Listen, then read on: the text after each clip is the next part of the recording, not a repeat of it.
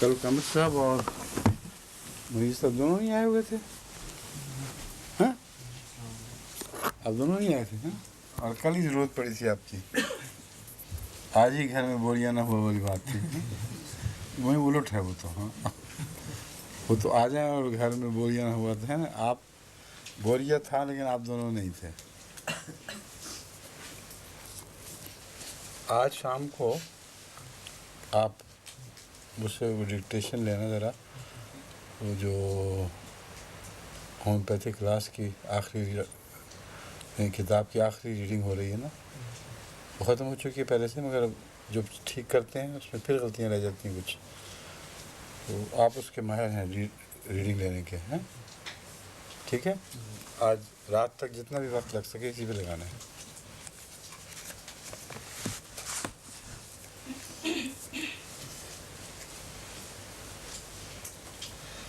آج 36 آیت احزاب سے تلاوت شروع ہوگی. ٹھیک ہے. اعوذ باللہ من الشیطان الرجیم. بسم اللہ الرحمن الرحیم.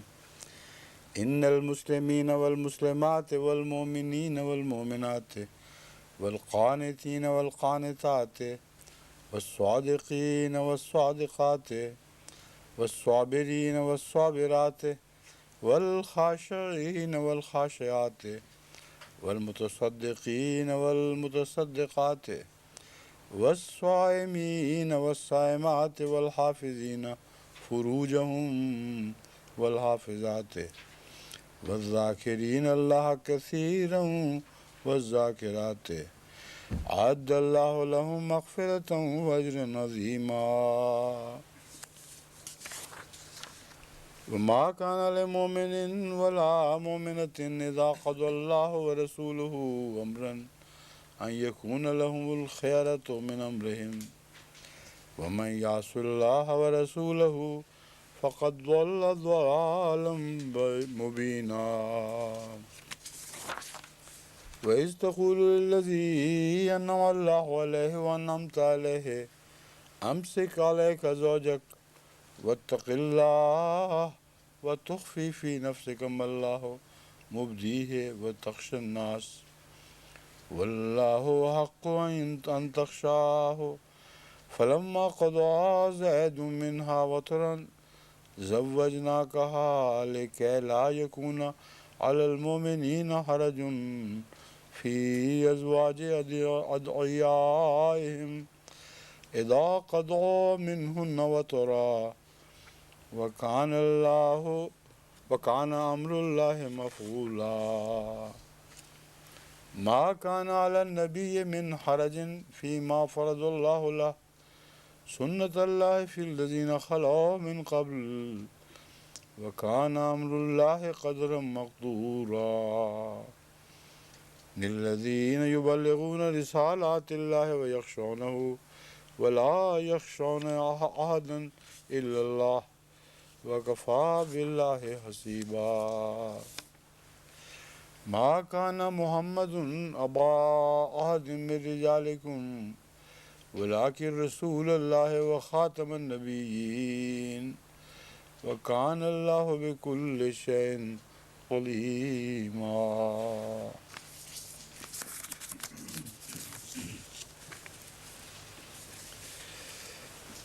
یقیناً مسلمان مرد، مسلمین والمسلمات اور مسلمان عورتیں، والمومنین والمومنات اور مومن مرد اور مومن عورتیں، والقانتین والقانتات اور اللہ تعالیٰ کے فرما بردار مرد اور فرما بردار عورتیں، والصادقین والصادقات اور سچے مرد اور سچی عورتیں، والصابرین والصابرات اور صبر کرنے والے مرد اور صبر کرنے والی عورتیں، والخاشعین والخاشعات اور اللہ کے حضور خشوع سے جھکنے والی مرد اور خشوع سے جھکنے والی عورتیں، والمتصدقین والمتصدقات اور صدقہ خیرات کرنے والے مرد اور صدقہ خیرات کرنے والی عورتیں،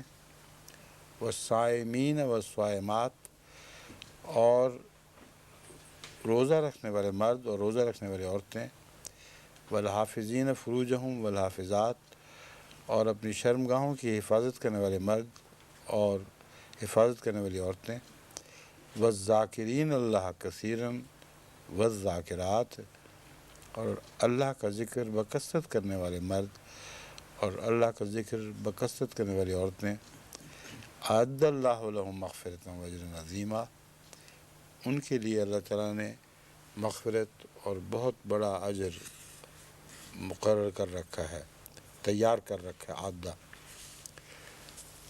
یہ آیت جو ہے یہ تمام ان دشمنوں کی یاوہ گوئی کا جواب ہے جو کہتے ہیں کہ قرآن کریم نے مردوں کے لیے تو سب کچھ رکھ دیا، عورتوں کے لیے کچھ بھی نہیں۔ یہ وضاحت ہے اس بات کی کہ جہاں بھی مسلم کا لفظ یا مومن کا لفظ استعمال ہوتا ہے، یا صادق کا یا صابر کا یا خاشع کا، ان تمام مقامات پر جہاں قرآن کریم ان تمام خوبیوں کا ذکر فرماتا ہے ان میں عورتیں شامل ہوتی ہیں۔ بس یہاں اس تکرار کے نتیجے میں یہ بات کھول دی ہے کہ وہ محاورہ ہے کہ مومن کہا جائے مگر مومنات شامل ہوتی ہیں، یہ محاورہ ہے کہ متصدق کہا جائے لیکن متصدقات شامل ہوتی ہیں، وغیرہ وغیرہ۔ تو دین اسلام کی تمام شقوں کا یہاں ذکر کر دیا ہے، اور یہ خلاصہ ہے تعلیم قرآن کا، اور اس خلاصے میں مردوں کے ساتھ برابر شانہ بشانہ عورتیں شامل ہیں، اس لیے قرآن کریم میں ہر جگہ اس کو اب دہرانے کی ضرورت نہیں ہے۔ یہ بات خاص طور پر پیش نظر رکھنی چاہیے۔ اور اب ہے وما کان لمؤمن ولا مؤمنۃ اذا قضى اللہ ورسولہ امرا، یہ سب جن کا ذکر گزرا ہے ان میں سے مرد ہوں مومن یا عورتیں ہوں، ان کے لیے ان کو زیب نہیں دیتا کہ جب اللہ اور اس کے رسول کو فیصلہ کر دیں ان یکون لہم الخیارہ، اس کے بعد ان کا کوئی اختیار باقی رہے۔ جس امر کے متعلق اللہ اور رسول نے قطعی فیصلہ دے دیا ہو اس میں ان سب کا اختیار اٹھ جاتا ہے، من امرہم، یعنی اپنے حکم کا اختیار ان کے لیے نہیں رہتا۔ من یعص اللہ ورسولہ فقد ضل ضلالا مبینا، اور جو بھی اللہ اور اس کے رسول کی نافرمانی کرے وہ بہت کھلی کھلی گمراہی میں مبتلا ہوتا ہے۔ وَإِذْ تَقُولُ لِلَّذِي أَنْعَمَ اللَّهُ عَلَيْهِ وَأَنْعَمْتَ عَلَيْهِ، اور جب تو کہہ رہا تھا اس شخص کو جس پر اللہ نے انعام فرمایا، وَأَنْعَمْتَ عَلَيْهِ، اور تو نے بھی انعام فرمایا۔ یہ کون ہے؟ حضرت زید۔ انعم اللہ علیہ، اللہ نے کیا انعام فرمایا کہ محمد رسول اللہ کی غلامی میں دے دیا۔ وَأَنْعَمْتَ عَلَيْهِ، اور تو نے بھی ہمیشہ اس سے انعام کا سلوک کیا۔ جب تو یہ کہہ رہا تھا امسک علیک زوجک، کہ اپنی بیوی کو اپنے پاس روک رکھ، واتق اللہ، اور اللہ کا تقوی اختیار کر، وتخفی فی نفسک ما اللہ مبدیہ وتخشی الناس، اور تو اپنے دل میں چھپا رہا تھا وہ بات جسے اللہ نے بہرحال ظاہر کرنا تھا۔ مبدی ہے، اللہ نے اسے ظاہر کر دینا تھا، اللہ اس کو ظاہر کرنے والا تھا۔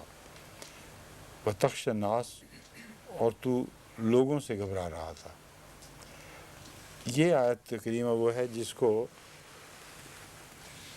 بدنصیب مولوی نے توڑ مروڑ کر اس کا ستیہ ناش کر دیا، اس کی مضمون کا، اس کا تو نہیں کر سکتے۔ اس کے مضمون کے اس کو وہ معنی پہنائے ہیں جو خوابوں میں بھی نہیں پہنائے جا سکتے، ان سے اس کا کوئی بھی تعلق نہیں، اور یہ آیت کریمہ خود ان معنوں کو سختی سے جھٹلا رہی ہے۔ اور یہ رسول اللہ صلی اللہ علیہ وسلم کی خطرناک گستاخی ہے اگر یہ معنی قبول کیے جائیں۔ آج کل کے جو ملا ہیں ان کی طرف سے جو اس آیت کے معنی اور تفاسیر پیش کی جاتی ہیں۔ وہ یہ کہتے ہیں کہ امسک علیک زوجک، یہ کہہ تو رہے تھے رسول اللہ صلی اللہ علیہ وسلم کہ اپنی بیوی کو اپنے پاس روک رکھ اور اللہ کا تقوی اختیار کر، لیکن تخفی فی نفسک ما اللہ مبدی ہے، لیکن دل میں جو بات چھپائے ہوئے تھے وہ یہ تھی کہ میں نے اس سے شادی کرنی ہے، اور یہ ارادہ باندھا ہوا تھا، اور لوگوں کے ڈر کے ہمارے بتا نہیں رہے تھے۔ اور اس آیت کو الٹا کر اس کا ایک ایسا عجیب و غریب ترجمہ کیا جاتا ہے جو عام مومن کے حق میں بھی سوچا نہیں جا سکتا۔ یہ کہانی بیان کی جاتی ہے کہ نعوذ باللہ من ذالک رسول اللہ صلی اللہ علیہ وسلم ایک دفعہ بغیر السلام علیکم کہے، بغیر دروازہ کھٹکھٹائے ہوئے، اگر کوئی دروازہ تھا، حضرت زید کے گھر میں اس وقت داخل ہوئے جب زید نہیں تھے، اور حضرت زینب ان کے بیان کے مطابق نہا کے نکلی تھیں، اٹھی تھیں، یا جس حالت میں بھی تھیں، آپ نے ان کو دیکھا اور عاشق ہو گئے۔ یہ ایسا خبیثانہ الزام ہے کہ کسی عام مومن پر بھی یہ نہیں لگایا جا سکتا، بجائے اس کے کہ اس پر لگے جس پر قرآن کی یہ تعلیم نازل ہوتی تھی کہ جب کسی گھر میں جاؤ السلام علیکم کہو، اور جواب ہاں میں آئے تو داخل ہو، ورنہ نہ داخل ہو۔ تو رسول اللہ صلی اللہ علیہ وسلم کے متعلق کیسے سوچا جا سکتا ہے کہ اچانک اس طرح داخل ہوئے ہوں، اور پھر اس عمر میں جو حضرت زینب کی عمر اس وقت تھی، اس عمر میں جا کے عاشق ہوئے، جبکہ خود اپنے ہاتھ سے انہیں رخصت کیا تھا اور زید کی بیوی بنایا تھا۔ جوانی کے وقت تو وہ عشق نہیں آیا جس وقت امکان موجود تھا کسی شخص کے لیے کہ وہ ایک خوبصورت لڑکی کو دیکھ کے عاشق ہو جائے۔ جب وہ بوڑھی ہو گئی، جب ایسی حالت کو پہنچی کہ خاوند نے اپنی ساری ضروریات پوری کر کے اسے الگ کرنے کا فیصلہ کر لیا، اس وقت رسول اللہ صلی اللہ علیہ وسلم کے دل میں نعوذ باللہ من ذالک عشق کودہ ہو، اور رسول اللہ صلی اللہ علیہ وسلم کی بات ہو رہی ہے، کسی عام مومن کی بات بھی نہیں ہو رہی۔ اور پھر نعوذ باللہ من ذالک اس حد تک منافقت آپ کی طرف مولوی منسوب کر رہے ہیں کہ اوپر سے کہہ رہے تھے زید کو کہ دیکھو طلاق نہ دو، رکھو اپنے پاس، خدا کا خوف کرو، اور دل چاہ رہا تھا کہ طلاق دے، دل میں یہ چھپائے ہوئے تھے کہ میں نے شادی کرنی ہے اس سے، کسی طلاق دے دے تو اچھی بات ہے۔ یہ ایسی خبیثانہ بات ہے جو مولوی کے سوا کسی کو سوجھ ہی نہیں سکتی۔ ناممکن ہے کہ کوئی رسول اللہ صلی اللہ علیہ وسلم کے متعلق اس قسم کا الزام لگائے اور پھر خود مومن رہے۔ اللہ تعالیٰ بالکل برعکس بات بیان فرما رہا ہے۔ اللہ تعالیٰ فرما رہا ہے جب تو نے اسے کہا کہ روک رکھ، اس کو رخصت نہ کر، اور اپنے دل میں ایک ایسی بات چھپا رہا تھا جس کے متعلق لوگوں کا خدشہ تھا کہ لوگ باتیں بنائیں گے، لیکن تو جانتا تھا کہ اگر اس نے طلاق دی تو تجھ پر ذمہ داری آئے گی اس عورت کو سنبھالنے کی۔ یہ خیال تھا جو رسول اللہ صلی اللہ علیہ وسلم کو بے چین کر رہا تھا، اور نہیں چاہتے تھے کہ ایسا ہو۔ چنانچہ زید کو تاکید کر رہے تھے کہ تو زینب کو رخصت نہ کر۔ صاف پتہ چلتا ہے کہ اس رخصت کے نتیجے میں جو ذمہ داری رسول اللہ صلی اللہ علیہ وسلم پر پڑ لی تھی، انہیں اپنے گھر کی ایک بیٹی کو خود اپنے ہاتھ سے اپنے غلام سے بیاہا، جو عرب دستور کے خلاف تھا، اور وہ آخر پر جا کر بے سہارا چھوڑ دے، تو آن حضرت صلی اللہ علیہ وسلم کا یہ مزاج تھا کہ اپنی ذمہ داری کو پھر نبھایا کرتے تھے، اس عورت کی محبت میں مبتلا ہو کر نہیں، بلکہ اپنے اس بنیادی فرض کو پیش نظر رکھ کر کہ ہمارے خاندان کی بیٹی ہے اور میرے کہنے پر ایک غلام سے بیاہی گئی، اب اس عمر کو پہنچ گئی ہے کہ کوئی اس کو اور قبول نہیں کرے گا، اس لیے مجھ پر یہ ذمہ داری ہے۔ اس سے بچنے کی خاطر بار بار تاکید تھی کہ زید کو کہ تو نبھا اتنی مدت گزر چکی ہے تو اب نبھاتا چلا جا. واللہ احق ان تخشاہ، اور اس معاملے میں اللہ اس بات کا زیادہ حقدار ہے کہ تو اس کا خوف رکھ. فلما قضا زید منہا وطرا زوجناکہا لکی لا یکون علی المؤمنین حرج فی ازواج ادعیائہم. بس جب زید نے آخر اسے طلاق دے دی، وطرن میں نے اس کی ضرورت پوری کر لی اپنی، اور کوئی حاجت اس کے لیے دل میں باقی نہ رہی، اس وقت ہم نے اس کو تجھ سے بیاہا. کس وجہ سے؟ تاکہ مومنوں کے پر اس بات میں کوئی حرج نہ رہے کہ منہ بلے بیٹوں کی بیویوں کو وہ خونی رشتے سے الگ سمجھیں، اور منہ بولے بیٹے کی بیویوں کے ساتھ نکاح اور شرعی تعلق جو بھی ان کا حق ہے وہ جائز سمجھیں، ناجائز نہ سمجھیں. یہ مصلحت تھی کہ اس کے ساتھ ہی یہ اعلان ہوا ہے کہ رسول اللہ صلی اللہ علیہ وسلم خود اگر اپنے منہ بلے بیٹے کی بیوی سے شادی کر سکتے ہیں تو سارے ایسے رشتے جو انسانوں نے بنا رکھے ہیں ان رشتوں کی کوئی حقیقت نہیں ہے. کہہ تو سکتے ہو اپنا بیٹا، لیکن اس کو بیٹے کے حقوق نصیب نہیں ہو سکتے، اس کے رشتے خونی رشتے نہیں بن سکتے. یہ وہ بنیادی مضمون ہے جو اس آیت میں بیان ہوا ہے.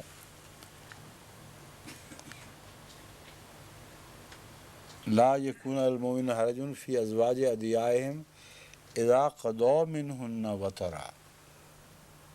یعنی عشق کا کیا سوال تھا؟ جب وہ اپنی ضرورت پوری کر کے اپنے لیے بالکل بے معنی سمجھنے لگ گئے تھے اس چیز کو، اس بیوی کی کوئی بھی حاجت دل میں باقی نہیں رہی تھی. صاف پتہ چلتا ہے کہ اس عمر کو وہ پہنچ چکی تھی کہ اس میں مرد کو ویسی دلچسپی ہو ہی نہیں سکتی جو جوانی کے دور میں ہو سکتی ہے. بس جوانی تو ساری کاٹی اور شکایت نہیں کی، لیکن جب بڑھاپے کی عمر کو یعنی یا ادھیڑ عمر کو پہنچے اور بیوی ازدواجی تعلقات کے لحاظ سے کسی کام کی نہ رہی، گویا کہ وطرا کا یہ مطلب بنتا ہے، تب اللہ تعالیٰ نے اس کو تجھ سے بیاہ دیا.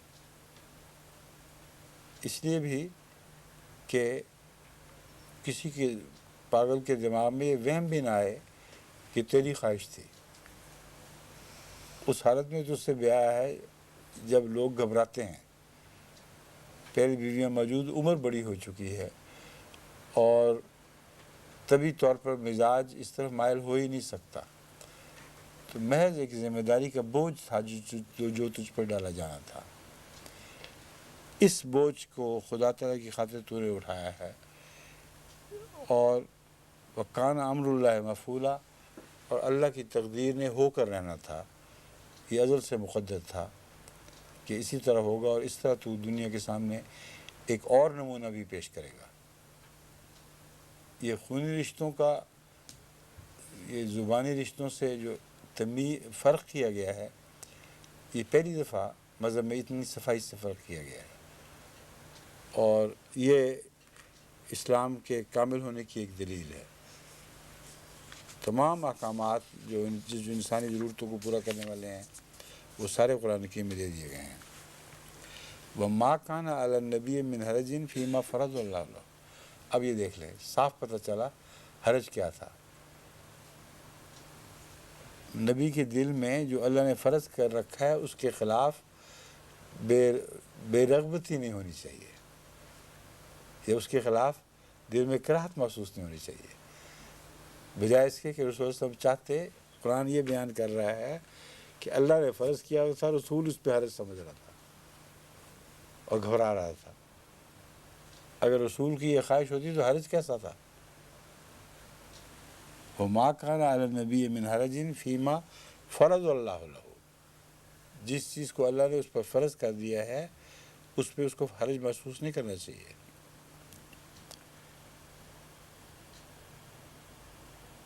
سنت اللہ فی الذین خلو من قبل. یہ اللہ کی سنت ہے جو پہلے لوگوں میں اسی طرح گزری ہے کہ جب بھی اللہ تعالیٰ نے کوئی فریضہ کسی نبی پر عائد کیا تو خواہ طبیعت میں اس کے متعلق شرع صدر نہ بھی ہو، اس نے ضرور اسے تسلیم کیا ہے۔ وَكَانَ أَمْرُ اللَّهِ قَدَرًا مَقْدُورًا، اور اللہ تعالیٰ کا فیصلہ ایک جچے تلے انداز کے مطابق ہوا کرتا ہے۔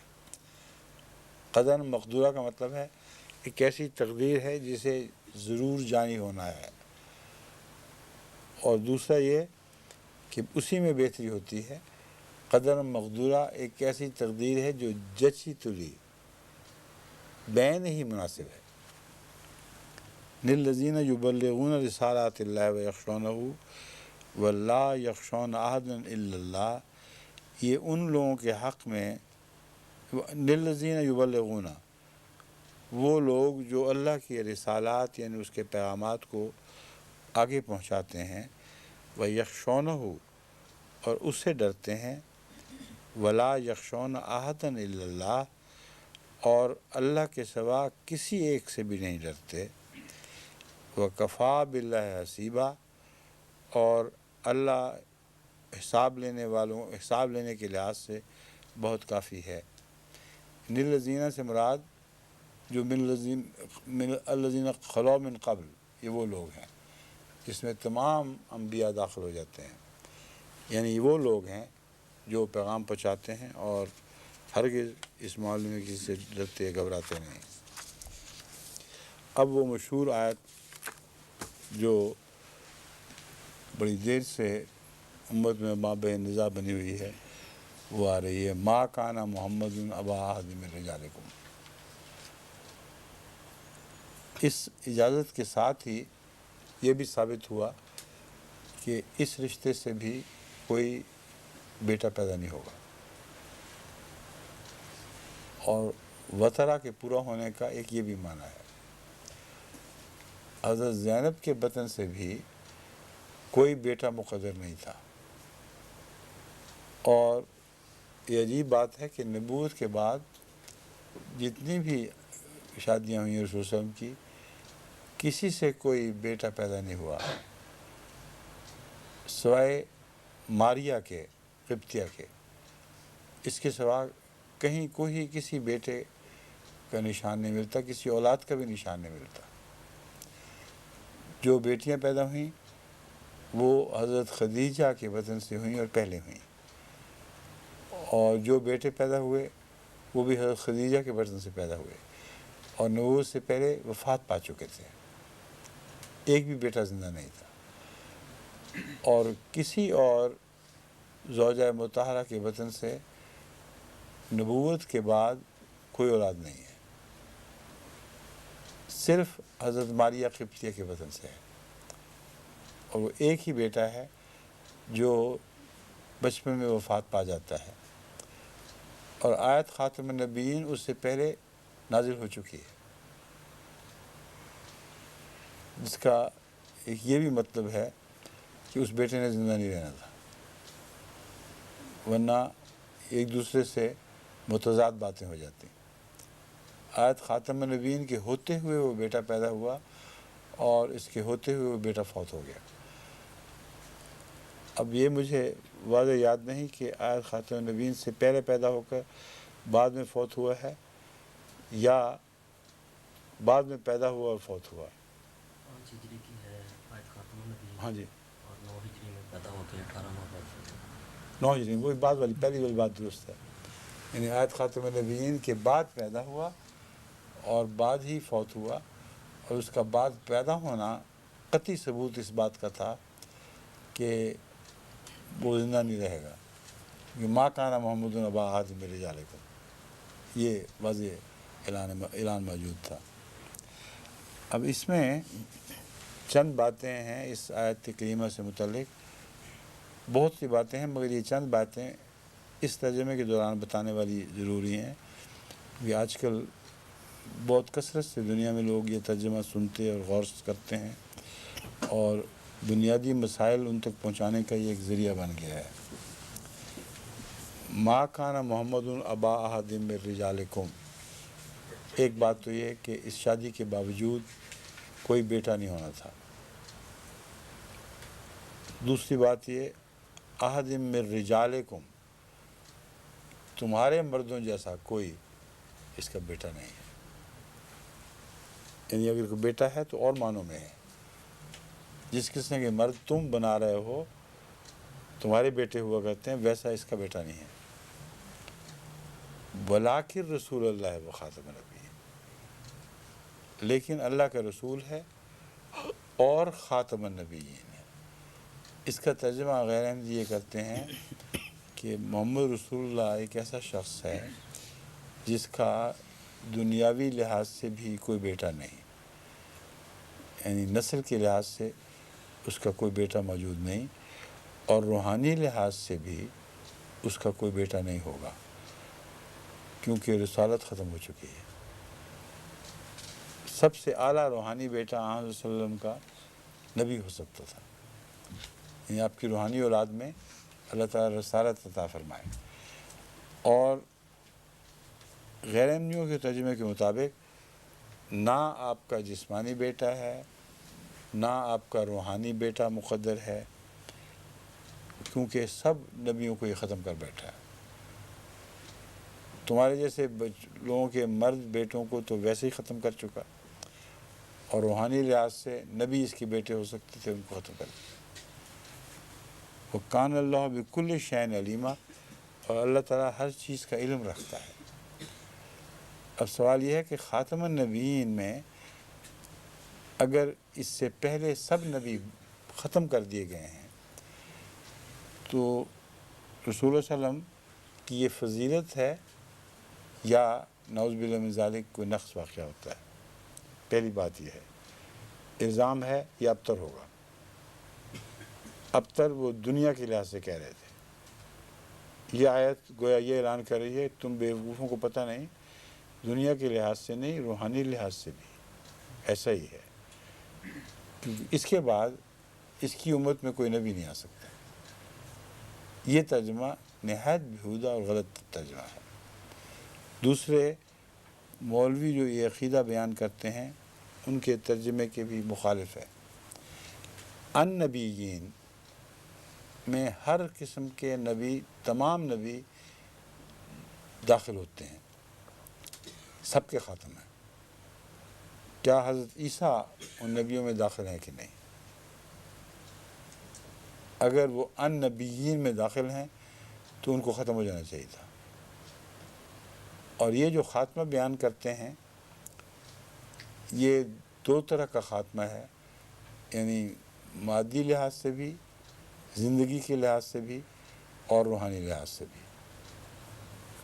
اب خاتم النبیین کا یہ مطلب بنے گا کہ کل نبی جتنے بھی دنیا میں پیدا ہوئے ہیں بشمولیت عیسیٰ علیہ السلام، ان کو اس نبی نے جسمانی لحاظ سے ختم کر دیا. کیسے ختم کیا؟ اگر وہ بعد میں زندہ رہے تو. اگر وہ بعد میں زندہ رہے تو انہوں نے رسول اللہ صلی اللہ علیہ وسلم کو جسمانی لحاظ سے ختم کیا، کیونکہ عیسیٰ علیہ السلام آسمان پہ بیٹھے ہوئے تھے جب ان کے سامنے رسول اللہ صلی اللہ علیہ وسلم پیدا ہوئے، اور ابھی تھوڑے سال ہی گزرے تھے عیسیٰ کی زندگی کے مقابل پر، تو چند سال ہی بنتے ہیں، 63 سال یا 62 سال، جبکہ عیسیٰ 600 سال سے اوپر ہو چکے تھے. اس کی کیا حیثیت ہے؟ عیسیٰ نے اپنے سامنے بچہ پیدا ہوتے دیکھا، اپنے سامنے اس کو وفات پاتے دیکھا، اور خود زندہ رہا. تو کس نے کس کو ختم کیا؟ رسول اللہ صلی اللہ علیہ وسلم نے عیسیٰ کو ختم کیا یا عیسیٰ نے رسول اللہ صلی اللہ علیہ وسلم کو ختم کیا؟ نعوذ باللہ من ذالک. اس لیے یہ عقیدہ اور یہ ترجمہ رسول اللہ صلی اللہ علیہ وسلم کی شدید گستاخی ہے جو وہ پیش کرتے ہیں. خاتم النبیین کا ترجمہ ہے سب کو ختم کرنے والا جتنے نبی ہیں ان میں عیسیٰ شامل، لیکن امر واقعہ یہ ہے کہ عیسیٰ نے محمد رسول اللہ کو جسمانی لحاظ سے ختم کر دیا. دوسرا فیض کے لحاظ سے ہے جو بہت اعلیٰ ترجمہ ہے کہ محمد رسول اللہ صلی اللہ علیہ وآلہ وسلم نے تمام انبیاء کا فیض بند کر دیا. اب ان کے چشمے سے کوئی نہیں پیے گا، جو بھی پیے گا محمد رسول اللہ کے چشمے سے پیے گا. اور سب نبیوں کی برکتیں آپ نے سمیٹی ہوں تو یہ ایک تعریف کی یاد بنتی ہے.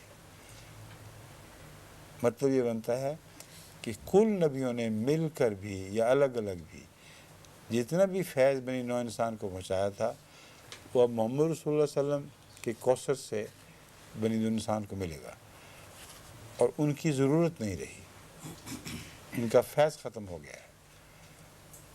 یہ بالکل درست ہے، کیونکہ قرآن کریم یہ اعلان کر رہا ہے ایک دفعہ نہیں کئی جگہ سے کہ اب فیض اگر جاری ہے تو محمد رسول اللہ کا جاری ہے، باقی سب نبیوں کا فیض ختم ہے۔ اور غیر احمدی ملا یہ ترجمہ کرتا ہے کہ عیسیٰ علیہ السلام کا فیض جاری تھا، محمد رسول اللہ علیہ وسلم کا ختم ہو چکا تھا، یعنی آپ کی امت میں کوئی شخص بھی امت کو سنبھالنے کی اہلیت نہیں رکھتا تھا، یعنی ہونا تھا، آئندہ ایسا ہونا تھا کہ آپ کی امت میں سے کوئی شخص بھی، کوئی آپ کا روحانی غلام آپ کی امت کو سنبھال کر ان کی روحانی ضروریات پوری کرنے کی اہلیت نہیں رکھتا ہوگا، یعنی ایسا وہ مقدر تھا۔ اس وقت ایک باروڈ پروفٹ، اسرائیل کے نبیوں میں سے ادھار لیا ہوا پروفٹ عیسیٰ علیہ السلام، جنہوں نے اس سے پہلے ہی جسمانی لحاظ سے رسول اللہ صلی اللہ علیہ وسلم کو اپنے سامنے وفات پاتے دیکھا تھا، وہ اتر آئیں گے اور وہ کہیں گے کہ اب میں فیض دیتا ہوں اس امت کو جو محمد رسول اللہ کے غلام نہیں دے سکتے۔ ہر طرف سے گھر پہ ڈاکے پڑ رہے ہوں، چور آ رہے ہوں، گھر کے بچوں میں سے کوئی بھی ان کا دفاع نہ کر سکے، ہمسایوں میں سے ایک شخص چھلانگ مار کے آئے اور کہے اب دیکھتا ہوں میں کون تم پہ حملہ کرتا ہے، تو کس کا احسان کس پر ہے؟ آنے والے کا یا وہ جن کو اس نے بچایا ہے؟ کیوں ڈاکٹر صاحب کو شک کیا بتائیں؟ آنے والے کا احسان ہے، کس پر؟ جن کو بچایا۔ امت محمدیہ نے فیض پایا کس کی امت کا؟ موسیٰ کی امت کا، موسیٰ کی امت کے ایک نبی کا فیض پایا۔ غیر احمدی مولوی کہتے ہیں دیکھو یہ فیض رسول اللہ صلی اللہ علیہ وسلم کا ہے کہ اس کو اس قابل سمجھا کہ وہ محمد رسول اللہ کی امت کی خدمت کر سکے۔ اگر ایسا ہوتا کہ بہت قابل وجود موجود ہوتے جو خود امت کی حفاظت کر سکتے، اس کو زندہ رکھ سکتے، پھر ایک معمولی پرانے نبی کو موقع دیا تھا تم بھی آ جاؤ فیض پر پہنچا دو، تو بہت بڑا احسان تھا کہ ہم سب کچھ خود کر سکتے تھے پر تمہیں خدمت کا موقع دے دیا۔ مگر یہ صورتحال بالکل برعکس ہے، یہ ملا دھوکہ دے رہے ہیں دونوں مسلمانوں کو، مانتے ہیں اس بات کو کہ محمد رسول اللہ کی امت میں سے ایک بھی رجال میں سے رجل نہیں تھا جو امت محمدیہ کو روحانی طور پر بچا سکتا، اگر عیسیٰ نہ اترتا تو امت نے ہلاک ہو جانا تھا۔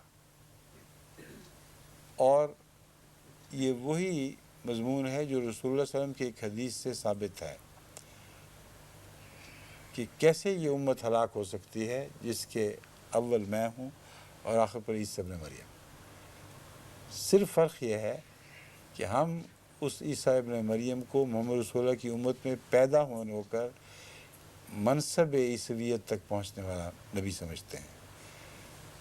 اس لیے یہ عقیدہ ہرگز رسول اللہ صلی اللہ علیہ وسلم کی امت کی شان کی منافی نہیں۔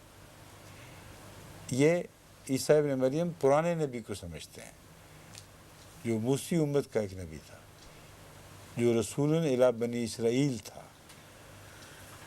اس چھوٹے سے دائرے سے کتنی اس کو خدا نے وسعت دی ہے، عالمی نبی بن بیٹھا، اور تمام نبوت کی شان جو محمد رسول اللہ کی تھی وہ اس کو ورثے میں عطا ہو گئی، اور کہتے ہیں یہ نیا نبی نہیں۔ نیا کیسے نہیں ہوا؟ اگر جیسا تھا ویسے ہی اٹھا کے یہاں ڈال دیا جاتا تو ایک چھوٹے سے دائرے کا زمانی نبی بننا تھا۔ اس امت میں اس نے کام کیا جو عالمی امت تھی، تمام بنی نوع انسان کو مخاطب تھی۔ وہ غلبہ اسلام جو اس وقت تک تاخیر میں ڈالا جا رہا تھا اس نے آ کے مکمل کرنا تھا۔ تو یہ پہلا نبی ہوا، یہ ایک نیا نبی بنا۔ لازماً یہ ایک نیا نبی ہے، جبکہ امت محمدیہ کے غلام اس نبوت کو ورثے میں نہیں پا سکتے تھے۔ جب وہ محروم ہو گئے محمد رسول اللہ کے فیض سے، تب ایک پرانا نبی اٹھایا اور کہتا ہے کہ میں پہلے چھوٹا ہوتا تھا، اب میں بہت بڑا بن گیا ہوں، کل عالم کو میں دکھا دوں گا کہ اسلام کا غلبہ کیسے ہوتا ہے۔ احسان کا محسن کون ہو یہ بتائیے، یہی محسن بنتا ہے، لیکن ایسا محسن بنتا ہے جس کے محسن بننے کا کوئی منطقی تصور نہیں باندھا جا سکتا اور کوئی نقلی تصور نہیں باندھا جا سکتا۔ منطقی تصور اس لیے نہیں باندھا جا سکتا کہ اگر کوئی پرانا نبی ریکنڈیشن ہو جائے اور وہ تمام صفات جن سے وہ پہلی نبوت میں عاری تھا وہ اس کو عطا ہوں، تو یہ نئی نبوت کا عطا ہونا ہے۔ پرانی نبوت کیسے ہوگی جس کے متعلق قرآن کہہ رہا ہے رسولاً الی بنی اسرائیل، وہ نازل ہوگا تو کہے گا قل یا ایھا الناس انی رسول اللہ علیکم جمیعا، میں یہ منصب لے کے آیا ہوں۔ اب کتنا نمایاں تضاد ہے اس اسرائیلی نبی کے اترنے میں اور اس کے اس دعویٰ میں کہ قرآن کی آیت منسوخ کہ رسول الی بنی اسرائیل ہوں میں، اب میں وہ رسول ہوں کہ اس تمام بنی نوع انسان کی جمیعہ میں رسول بن کے اترا ہوں۔ اگر کوئی اس دعویٰ کو رد کر دے اس کے اور قرآن کی آیت کو پکڑ لے تو ظاہر ہے کہ اس کا اترنا بیکار ہو جائے گا، اس کا اترنا ہی اس کا جھوٹ ہوگا۔ ایک فرضی چیز اتری ہے جو نبی ہو ہی نہیں سکتی کہ قرآن کریم کو جھٹلا رہی ہے، اور اگر اس کو مان لے تو قرآن کو جھٹلانا پڑتا ہے۔ وہ اترا ہوا ہے اور قرآن قاری تلاوت کر رہا ہے رسولاً الی بنی اسرائیل، اور عیسیٰ علیہ السلام کو کتنا غصہ آتا ہوگا، یا غصہ آئے گا اس وقت کہ عجیب آدمی ہے، میں سب دنیا کا رسول بنا ہوں، یہ مجھے ابھی تک بنی اسرائیل کا رسول بنایا ہوا ہے۔ اور اس وقت اگر جب یہ اترے تو کیا مسلمانوں کا یہ حق نہیں ہے کہ اس رسول کو کہیں کہ قرآن کریم سچا ہے اور تم رسول الی بنی اسرائیل ہو، اس لیے بنی اسرائیل کی حکومت میں جا کے اترو، یہودیوں کی جو اسرائیل حکومت قائم ہوئی ہے وہاں اترو، تو پھر جائز ہے۔ اور وہ جو تم سے سلوک کریں یہ پھر تم اور وہ جانو، دوبارہ پھانسی پہ چڑھائیں یا جو بھی سلوک کرنا چاہیں۔ پہلے تو جو رومی حکومت تھی وہ حائل ہو گئی تھی بنی اسرائیل کے فیصلے کی راہ میں، اب وہ آزاد ہیں، اب دنیا کی بڑی بڑی حکومتیں ان کی غلامی کر رہی ہیں، تو وہ اگر تمہیں دوبارہ پھانسی دینا چاہیں تو پھر اب تم جانو، اللہ جانے اور یہ جانے، مگر قرآن کا حکم یہی ہے کہ تم وہاں چلے جاؤ، یہاں سے ہمارا پیچھا چھوڑو، مسلمانوں کے ساتھ تمہارا کوئی تعلق نہیں۔ یہ سارے لغو عقیدے اس آیت کی نتیجے میں انہوں نے بنا رکھے ہیں۔ اس آیت کریمہ میں جس میں رسول اللہ صلی اللہ علیہ وسلم کی ایک ایسی شان بیان ہوئی ہے کہ کبھی کسی نبی کی نہیں ہوئی، کہ سب نبیوں کا باپ بن گیا، ان نبیین میں پہلے آخری سب شامل ہو گئے، کوئی نبی ہو نہیں سکتا خواہ وہ ماضی میں ہو یا مستقبل میں ہو مگر محمد رسول اللہ کا روحانی بیٹا نہ ہو، یہ نہیں ہو سکتا۔ اس آیت کا ایسا لغو ترجمہ کر رہے ہیں، اور وجہ یہ ہے کہ اس آیت کے اور ان کے عقیدوں کے درمیان ایک تضاد ہے جس کو یہ اپنی طرف سے دور کر رہے ہیں۔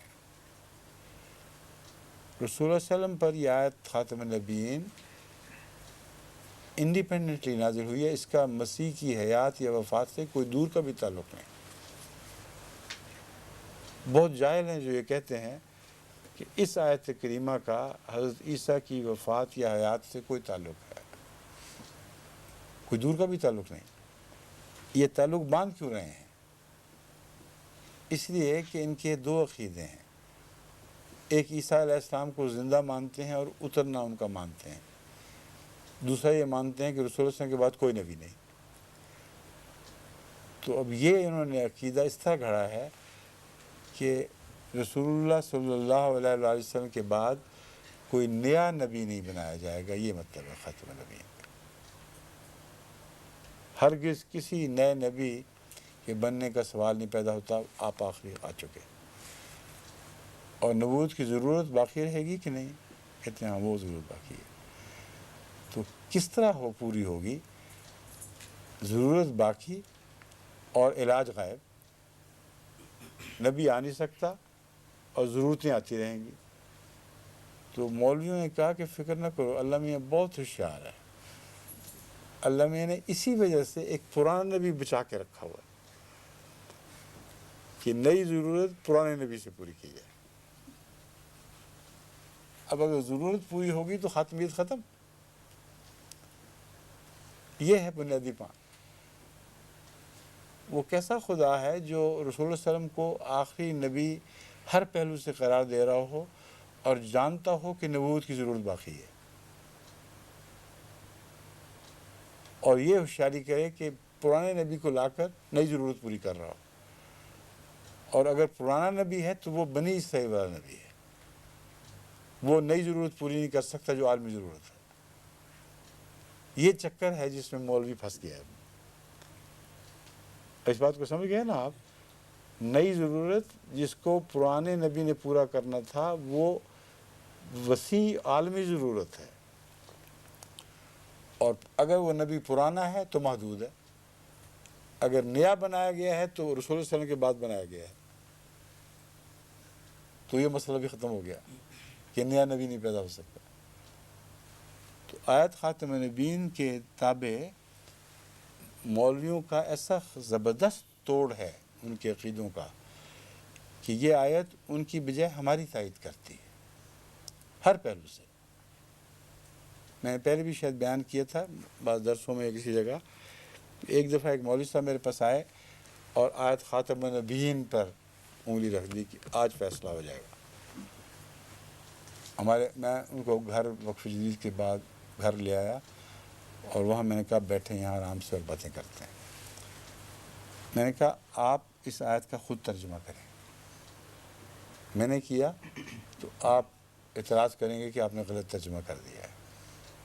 آپ ترجمہ کریں اور میں یہ ثابت کروں گا کہ ہم اس ترجمے کو مانتے ہیں اور آپ نہیں مانتے۔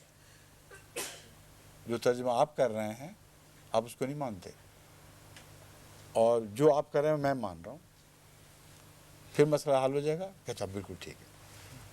ترجمہ انہوں نے کیا کہ محمد رسول اللہ صلی اللہ علیہ وسلم تم میں سے کسی کے باپ نہیں ہیں بلکہ اللہ کے رسول ہیں، اور انہوں نے تمام نبیوں کو ہمیشہ کے لیے ختم کر دیا ہے۔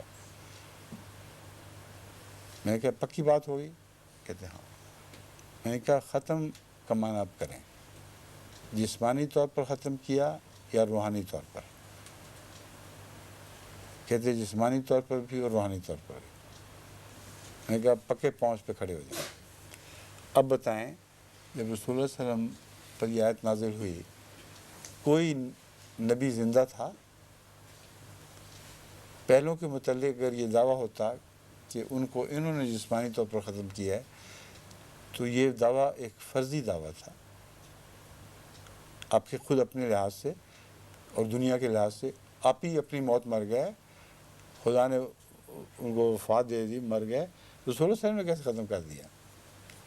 ٹیسٹ کیس عیسیٰ تھا نا، جس کے متعلق عقیدہ تھا کہ وہ زندہ ہے۔ حضرت رسول اللہ صلی اللہ علیہ وسلم نے ان کو ختم جسمانی لحاظ سے ختم کیا کہ نہیں؟ آئیں بائیں شائیں کچھ، لیکن جواب نہیں دیتا تھا۔ میں نے کہا اگر وہ ختم کرنے کا کوئی ٹیسٹ کیس تھا تو عیسیٰ تھا نا۔ اگر عیسیٰ کو مار دیتے تو پھر ہم کہتے ہیں خاتم النبیین، اور روحانی لحاظ سے بھی عیسیٰ ٹیسٹ کیس بن گیا۔ اگر رسول اللہ صلی اللہ علیہ وسلم کے بعد کسی کا فیض جاری ہے تو آپ کے نزدیک عیسیٰ کا فیض جاری ہے، اور عیسیٰ کے فیض جاری ہونے کی وجہ سے وہ محمد رسول اللہ صلی اللہ علیہ وسلم کا روحانی فرزند نہیں بن سکتا، محمد رسول اللہ صلی اللہ علیہ وسلم نعوذ باللہ من ذالک اس کے روحانی فرزند بن جاتے ہیں۔ لیکن باقی سب کا فیض ختم اور اپنا جاری، اس ترجمے کے سوا کوئی ترجمہ ہو نہیں سکتا۔ دوسرا سوال میں نے اس سے یہ کیا، آپ یہ بتائیں کہ خاتم کا مطلب ختم کرنے والا تو ٹھیک ہے، لیکن ختم کرنے والا خود بھی خودکشی کر لیتا ہے یا دوسروں کو ختم کرتا ہے، اپنے آپ کو نہیں کرتا؟ تو لازماً اس نے یہی کہنا تھا کہ نہیں، اپنے آپ کو نہیں کرتا۔ تو میں نے کہا ان نبیین کے خاتم خود ان نبیین میں شامل نہیں ہے جن کا وہ خاتم ہے۔ یہ پوائنٹ سمجھیں آپ ڈاکٹر صاحب؟ رسول اللہ صلی اللہ علیہ وسلم نے سب نبیوں کو ختم کیا، ان ختم ہونے والوں میں آپ نہیں داخل ہو سکتے، کیونکہ ایک ختم کرنے والا ہے، ایک ختم ہونے والا ہے۔ تو وہ مولوی صاحب سمجھ گئے تھے اس بات کو جو آپ مشکل سے سمجھ رہے ہیں۔ میں نے کہا خاتم، آپ خاتم کا لفظ کا خاتم ترجمہ کر رہے ہیں اور میں بھی یہی کر رہا ہوں۔ خاتم کے لحاظ سے بہت عظیم الشان مضمون ہے جو الگ ہے۔ اب اس ترجمے کو لیتے ہیں، کیا قاتل خود اپنا بھی مقتول ہو جاتا ہے؟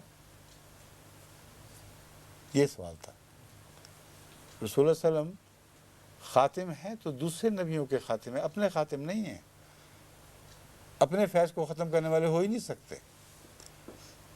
اور بین ہی یہی ترجمہ جماعت احمدیہ قبول کرتی ہے، خاتم ہیں مگر دوسروں کا فیض ختم کرنے والے اپنا نہیں۔ اس پر میں نے ان کو اچھی طرح باندھ لیا تھا اس بات پر کہ خاتم، وہ پہلے کہہ چکا تھا کہ خاتم اصل میں خاتم ہے، مگر بالکل ٹھیک ہے، قاتل مقتول نہیں ہوا کرتا، قاتل دوسرے کو قتل کرتا ہے، خود اپنی تلوار سے اپنے آپ کو قتل نہیں کرتا۔ بس محمد رسول اللہ صلی اللہ علیہ وسلم تمام نبیوں کے خاتم ہیں سوائے اپنے، اور چونکہ اپنے خاتم نہیں ہیں اس لیے وہ سارے فیض جو دوسرے نبیوں کے جاری تھے محمد رسول اللہ صلی اللہ علیہ وسلم کے جاری رہیں گے، اور آپ نے خود اپنے فیوز کو ختم نہیں کیا۔ اس کا ثبوت قرآن کریم کی وہ آیت ہے جو سورہ نساء میں ہے، وَمَن يُطِعِ اللَّهَ وَرَسُولَهُ وَمَن يُطِعِ اللَّهَ وَالرَّسُولَ فَأُولَٰئِكَ مَعَ الَّذِينَ أَنْعَمَ اللَّهُ عَلَيْهِم مِّنَ النَّبِيِّينَ وَالصِّدِّيقِينَ وَالشُّهَدَاءِ وَالصَّالِحِينَ وَحَسُنَ أُولَٰئِكَ رَفِيقًا۔ من یطع اللہ و رسولہ، جو اللہ اور اس رسول کی اطاعت کرے گا، فاولئک مع الذین انعم اللہ علیہم، اب بس یہی لوگ ہیں جن پر اللہ انعام کرے گا، ان کے سوا نہیں ہوں گے۔ کیا مطلب؟ باقی سب کا فیض ختم، محمد رسول اللہ کا فیض جاری۔ وہ اگلی بحث من اور ماں کی چھوڑ دیں سر دست، یہ بات بہرحال قطعی ہو گئی کہ اس آیت کریمہ میں محمد رسول اللہ کو باقیوں کا فیض بند کرنے والا اور اپنا فیض جاری کرنے والا بیان کیا جا رہا ہے، اور وہ فیض ہر قسم کا فیض ہے، اس فیض میں تمام انعامات داخل ہیں۔ اگر اس فیض میں ایک انعام داخل نہ ہوتا تو سر فہرست اس کا ذکر نہ ہوتا۔ بس آیت خاتم النبیین اپنی ذات میں جماعت احمدیہ کے ہاتھ میں ایک ایسی مکمل دلیل ہے ہمارے موقف کے حق میں کہ کسی پہلو سے اس کو کاٹا نہیں جا سکتا۔ میرا تجربہ ہے کہ جب اس آیت کو ہم پہلے مولوی کہتے ہیں قرآن سے ثابت کرو، شروع میں یہ سوال لے کے آتے ہیں، یہ ڈیمانڈ مطالبہ لے کے آتے ہیں کہ حضرت مسیح علیہ السلام کی نبوت کو قرآن سے ثابت کرو، اگر قرآن خلاف گواہی دے گا تو ہم حدیثوں کو نہیں مانیں گے، اور تمہارا جو یہ خیال ہے کہ آسمان سے اترے گا، زمین سے پیدا ہوگا، مہدی آئے گا، یہ سب لغو خیالات ہیں، غلط حدیثیں ہیں، قرآن سے دکھاؤ۔ یہ آیت پیش کرتے ہیں۔ جب ہم اس آیت کی بحث پر اس کو بالکل ان کو نامراد کر دیتے ہیں تو پھر ضرور حدیثوں کی طرف لوٹتے ہیں، پھر کہتے ہیں لا نبی آبادی کا کیا مطلب؟ وہ بحث بالکل الگ ہے۔ میں ان سے کہا کرتا ہوں کہ تم اب جھوٹے کتنے ہو یہ تو دیکھ لو، ابھی دعویٰ کیا تھا کہ قرآن پر ہم فیصلہ کریں گے، اب قرآن سے بھاگے ہو تو حدیثوں میں جا کے پناہ لی نا. اب حدیثوں کی بات کی ہے تو پھر صرف لا نبی آبادی نہیں، دوسری حدیثیں بھی ہیں. اور حضرت ابراہیم کے وفات کا جس کا اس آیت سے تعلق ہے، وہ وفات کا واقعہ لا نبی آبادی والے حدیث کا ایک ایسا حل ہے جو بین ہی جماعت احمدیہ کے عقیدے کے مطابق ہے. رسول اللہ صلی اللہ علیہ وآلہ وسلم نے جب ابراہیم اپنے بیٹے کو دفنایا، لحد میں اتارنے لگے، تو فرمایا لو عاشا لکانا صدیق النبی، اگر یہ زندہ رہتا تو ضرور سچا نبی بنتا. ایک روایت یہ ہے یہ سچا نبی ہے جس کو میں لحد میں اتار رہا ہوں. مگر پہلی آیت روایت کو ہی لے لیں تو یہ آیت خاتم النبیین کے بعد واقعہ ہوا ہے. اس آیت کے بعد رسول اللہ صلی اللہ علیہ وسلم فرماتے ہیں اگر یہ زندہ رہتا تو ضرور سچا نبی بنتا.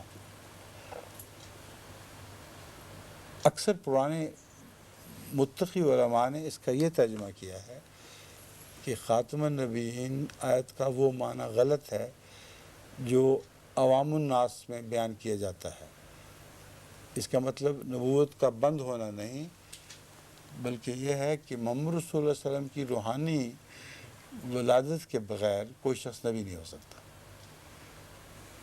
وہ روحانی ابوت کو ثابت کیا جا رہا ہے اس آیت میں. اب اس واقعہ کے متعلق مولوی یہ کہتے ہیں کہ دیکھ لو، یہ فرما رہے ہیں رسول اللہ علیہ وسلم کہ چونکہ نبی نہیں آ سکتا اس لیے اللہ اس کو موت دے رہا ہے، لیکن اگر زندہ رہ جاتا تو اس نے نبی بن کے دکھانا تھا. یہ ایسا جہلانہ ترجمہ ہے کہ ادنا سی عقل والے کو بھی اس کو رد کرنا چاہیے، اور بڑے علماء یہی بحث اٹھا کے اس کو رد کر چکے ہیں. وہ کہتے ہیں اگر رسول اللہ علیہ وسلم کو علم تھا کہ نبوت ہو کسی کو مل سکتی ہی نہیں تو بیٹے کے متعلق یہ کہنا چاہیے تھا کہ یہ میرا بیٹا ہے، اگر 1000 سال بھی زندہ رہے تو نبی نہیں ہو سکتا، کہ اللہ مجھے بتا چکا ہے کہ نبوت بند ہے. اللہ بتا چکا ہو کہ نبوت بند ہے، اور بیٹے کے متعلق یہ دعویٰ کہ زندہ رہتا تو نبی ہو جاتا، یہ بالکل متضاد بات ہے. تبھی یہ کہا جا سکتا تھا اگر اللہ کے نزدیک آپ کا روحانی فرزند جو جسمانی بھی تھا وہ اگر بڑا ہوتا تو لازماً اس نے نبی بن جانا تھا. لیکن اس وقت رسول اللہ علیہ وسلم کے مان بعد وہ نبوت مقدر نہیں تھی، اور آپ کے بیٹے کا زندہ نہ رہنا بھی ایک حکمت رکھتا تھا. ایک بیٹی ہی کہ زندہ رہنے اور صاحب اولاد ہونے کی وجہ سے آج تک امت 2 حصوں میں بٹی بیٹھی ہے. شیعہ اور سنیوں کا جھگڑا چل پڑا ہے. اگر وہ بیٹا ہوتا تو اس کو لوگوں نے خدا بنا دینا تھا. یہ حکمتیں ہیں خدا تعالیٰ کی. وہ نبی جو شرک کے خلاف سب سے بڑھ کر ننگی تلوار تھا، اس نے قربانی دی ہے. اللہ چاہتا تو بیٹا عطا فرما سکتا تھا، لیکن توحید باری تعالیٰ کی حفاظت کے لیے لازم تھا کہ آپ کے نسل سے بیٹا نہ ہو، ورنہ جیسے پرانے لوگوں نے انبیاء اور ان کی قبور تک کو معبود بنا لیا تھا، اللہ لوگوں نے ضرور بنا لینا تھا. بہت سے سید ہیں کثرت کے ساتھ جن کی صرف اس لیے عملاً عبادت ہوتی ہے کہ وہ سید زادہ ہیں، حالانکہ رسول اللہ علیہ وسلم کی نسل سے ان کو نہیں کہا جا سکتا، کیونکہ نسلیں اس زمانے میں بھی بیٹوں سے چلا کرتی تھیں، بیٹیوں سے نہیں چلا کرتی تھیں. اور اگر بیٹیوں سے چل سکتی تو آپ کو ابتر نہ کہا جاتا. بیٹی کے باوجود سارا مخالف عرب آپ کو ابتر اس لیے کہتا تھا، اور اس الزام کو ابتر کہنے کے لحاظ سے غلط نہیں کہا گیا. یعنی یہ نہیں کہا گیا کہ میری تو بیٹی ہے تم مجھے ابتر کیسے کہہ رہے ہو. ایک جگہ بھی قرآن کریم میں اشارتاً بھی یہ بات موجود نہیں کہ میری بیٹی ہے، اس بیٹی کے ہوتے ہوئے تم مجھے ابتر کیسے کہہ سکتے ہو. یعنی ابتریت کا تعلق بیٹے سے ہے اور بیٹا نہیں تھا. بس اگر بیٹا نہ ہونے کے باوجود بیٹی سے آگے انہوں نے بات کی گمراہ دنیا نے، رسول اللہ صلی اللہ علیہ وسلم کے تقدس کو بیٹی کی اولاد کی طرف منسوب کر کے انہیں عملاً خدائی کا درجہ دینا شروع کر دیا. تو اگر واقعتاً بیٹا ہوتا تو اس کے نتیجے میں بہت بڑا نقصان ہو سکتا تھا. اس لیے اللہ تعالیٰ نے ابتر کے مضمون کو روحانی نسل کے ذریعے رد فرمایا ہے.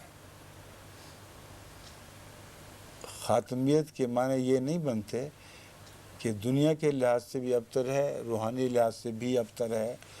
تم چھوٹی سی بات کی باتیں کر رہے ہو، بڑے نقص کی طرف توجہ نہیں ہے، یہ نہیں کہا جا رہا.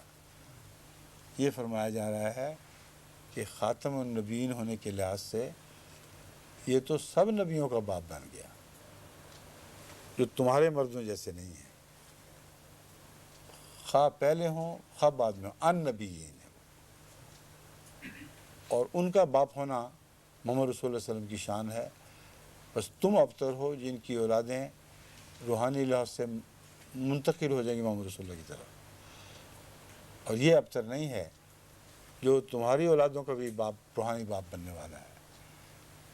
یہ آیت خاتم النبیین کا مضمون ہے جسے سب دنیا کے احمدیوں کو اچھی طرح ذہن نشین کر لینا چاہیے اور اس آیت سے گھبرانا نہیں چاہیے.